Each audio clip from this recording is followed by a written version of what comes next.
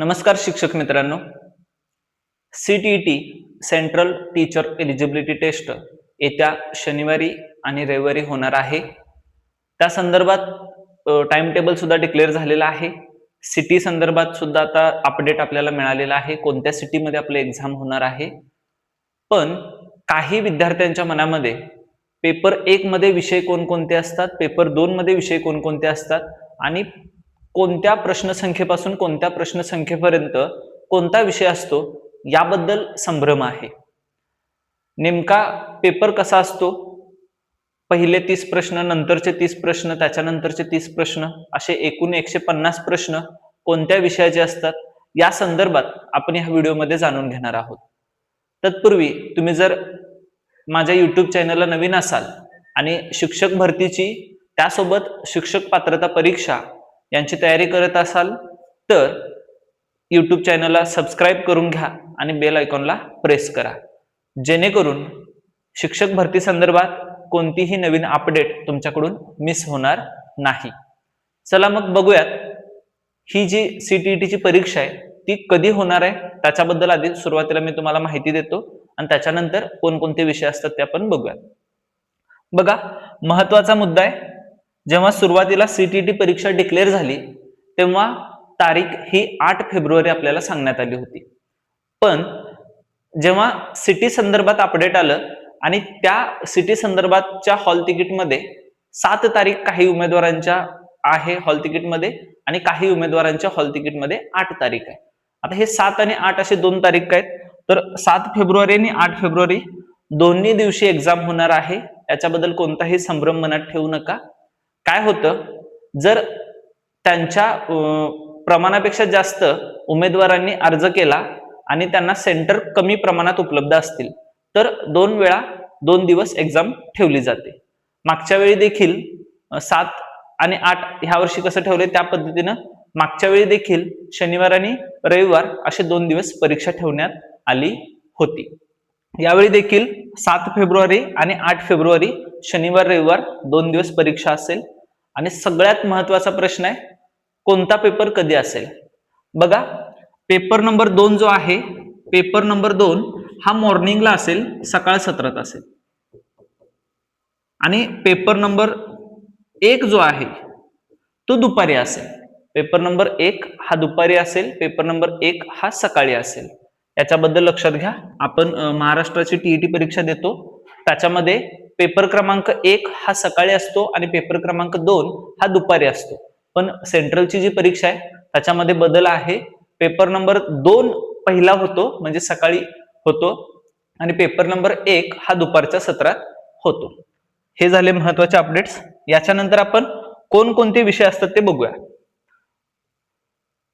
सुरुवातीला पेपर क्रमांक 1 मध्ये कोणकोणते विषय आहेत ते बघूया. बघा, इथं भाग दिलेले आहेत, विषय दिलेले आहेत आणि प्रश्न क्रमांक दिलेले आहेत. आता भाग बघा, पहिला जो भाग आहे तो बाल विकास व शिक्षाशास्त्र म्हणजे थोडक्यात मानसशास्त्र विषयाचा पहिला पेपर असणार आहे तुमचा, पेपर 1 मधला. आणि त्याच्यामध्ये 1 ते 30 जे प्रश्न असणार आहेत हे मानसशास्त्रावरती आधारित असणार आहेत. त्याच्यानंतर दुसरा मुद्दा जो आहे तो गणिताचा पेपर असणार आहे, दुसरा पेपर, आणि प्रश्न संख्या असणार आहे 31 ते 60 पर्यंत. त्याच्यानंतर तिसरा जो पेपर असणार आहे तुमचा तो पर्यावरण अध्ययन EVS एन्व्हायरमेंटल सायन्स चा असणार आहे आणि याची प्रश्न संख्या असणार आहे 61 ते 90. हे सगळ्यात पहिला जाणून घ्या, हे खूप महत्वाचं आहे. महाराष्ट्राच्या TETच्या परीक्षामध्ये आपण पहिले 2 पेपर म्हणजे 1 ते 60 पर्यंतचे जे प्रश्न असतात ते भाषा विषयाचे असतात. इथं मात्र पहिल्यांदा मानसशास्त्र, नंतर गणित, नंतर पर्यावरण असे हे पहिल्यांदा 3 कंपल्सरी विषय असणार आहेत. आणि त्याच्यानंतर 4 नंबरचा जो असणार आहे भाग त्याच्यामध्ये भाषा 1 असणार आहे आणि 5 नंबरचा जो असणार आहे तो भाषा 2 असणार आहे. आता भाषाचे प्रश्न सोडवताना देखील गोंधळ होतो, कारण प्रत्येक भाषेचे 60 प्रश्न असतात. म्हणजे भाषा विषयावरती 91 ते 150 प्रश्न एका भाषेवर असतात. फॉर एक्झाम्पल, इंग्लिश भाषेचे प्रश्न हे 91 पासून 150 पर्यंत असतील. हिंदी भाषेचे प्रश्न 91 ते 150 पर्यंत असतील. त्याच्यानंतर हे सोडून इतर ज्या तुम्ही भाषा निवडला असाल, मराठी असेल, उर्दू असेल, कन्नड असेल किंवा आणखीन कोणती भाषा तुम्ही निवडला असाल, तर त्या भाषेचे देखील 91 ते 150 पर्यंत प्रश्न असतात. म्हणजे एका भाषा विषयाचे 60 प्रश्न असतात, पण त्यातले तुम्हाला 30च प्रश्न सोडवायचे. ते कोणते सोडवायचे ते सांगतो, व्यवस्थित ऐका. बघा, प्रश्नपत्रिका येताना तुमच्याकडं मेन जो प्रश्नपत्रिका येणार आहे त्याच्यामध्ये तुम्हाला इंग्लिश आणि हिंदी ह्या 2 भाषा असणार आहे. आणि या व्यतिरिक्त जर तुम्ही कोणती भाषा निवडला असाल तर त्यासाठी एक वेगळी प्रश्नपत्रिका तुम्हाला येणार आहे. हे आधी समजून घ्या.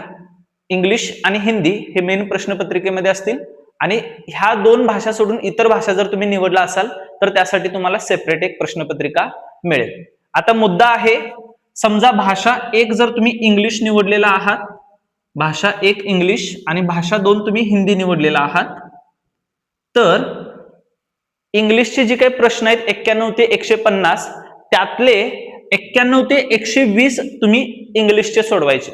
कारण भाषा 1 तुम्ही इंग्लिश निवडलेला आहात, म्हणून 91 ते 150 मध्ये पहिल्यांदा येणारे 30 प्रश्न तुम्हाला तिथे सोडवायचे.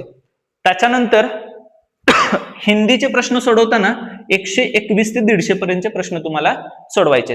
हिंदीचे देखील 91 पासून 150 पर्यंत प्रश्न असतील, पण सोडवताना तुम्हाला कुठले सोडवायचे, 121 पासून 150 पर्यंत. असं का, तर तुम्ही 2 नंबरला हिंदी निवडलेला आहात.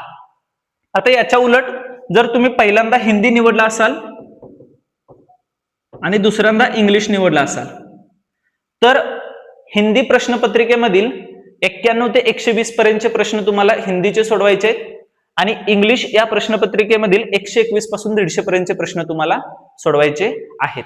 त्यानंतर आता महाराष्ट्रातले बऱ्यापैकी जे काही उमेदवार आहेत त्यांनी पहिली भाषा मराठी ठेवलेली आहे आणि दुसरी भाषा हिंदी किंवा इंग्लिश ठेवलेली आहे. हिंदी किंवा इंग्लिश. आता तुम्हाला काय करायचं आहे, तुम्हाला एक सेपरेट प्रश्नपत्रिका येईल जी मराठीची असेल. कारण मेन प्रश्नपत्रिकेमध्ये हिंदी आणि इंग्लिश ह्या 2 भाषा असतात. मराठीसाठी आणखीन एक प्रश्नपत्रिका तुम्हाला येईल, त्याच्यामध्ये 91 ते 150 मराठीचे प्रश्न असतील. पण जर तुम्ही भाषा 1 मराठी निवडला असाल तर त्यामधले 91 ते 120 पर्यंतचे प्रश्न तुम्हाला सोडवायचे. आणि हिंदी आणि इंग्लिशसाठी तुमचा हिंदी असू देत किंवा इंग्लिश असू दे, त्या प्रश्नपत्रिकांमधील 121 पासून 150 पर्यंतचे प्रश्न तुम्हाला सोडवायचे आहेत. हा झाला भाषा संबंधित विषय. आता पेपर 2 साठी सुद्धा भाषा अशीच आहे, त्यामुळे मी तिथं पुन्हा एक्सप्लेन करणार नाही. याच पद्धतीने तुम्हाला पेपर 2 साठी सुद्धा भाषा सोडवायचे आहेत. पण पेपर 2 मध्ये दुसरे विषय कोणते असतात ते आपण बघूया. पेपर 2 मध्ये बघा, पहिला पेपर हा तुमचा मानसशास्त्राचाच असणार आहे, बाल विकास व शिक्षाशास्त्र. प्रश्न क्रमांक 1 ते 30 पर्यंतचे प्रश्न हे मानसशास्त्रावर आधारित असणार आहेत. त्याच्यानंतर दुसरा आणि तिसरा जो विभाग आहे तो मिक्स असतो, 31 ते 90 पर्यंतचे प्रश्न.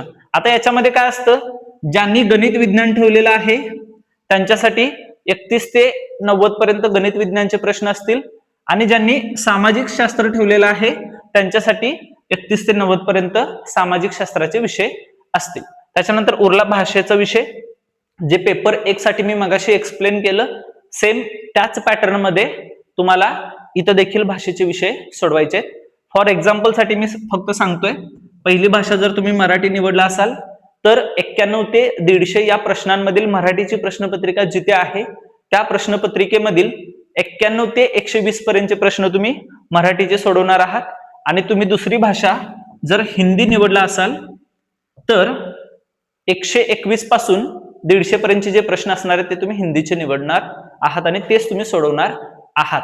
आणि OMR शीट मध्ये देखील 1 ते 30, 31 ते 60, 61 ते 90, 91 ते 120 आणि 121 ते 150 असे 5 कॉलम असतात. त्याप्रमाणेच त्या प्रश्नाला तोच प्रश्न तुम्हाला तिथं रंगवायचा आहे. हे सगळ्यात महत्वाचा मुद्दा आहे. व्यवस्थित तुम्हाला सगळ्यांना समजलं असेल. तरीही आणखीन कोणाच्या मनामध्ये काही डाऊट्स असतील तर या व्हिडिओच्या कमेंट बॉक्समध्ये कमेंट करा, जेणेकरून मी तुमच्या प्रश्नांची उत्तरं पुढच्या व्हिडिओच्या माध्यमातून घेऊन येईन. व्हिडिओ आवडला असल्यास व्हिडिओला लाईक करा, शेअर करा आणि शिक्षक भरतीची तयारी करणाऱ्या मित्रांना नक्की शेअर करा, जेणेकरून त्यांनाही या व्हिडिओचा फायदा होईल. आणि सबस्क्राईब करायला विसरू नका. धन्यवाद. जय हिंद, जय महाराष्ट्र.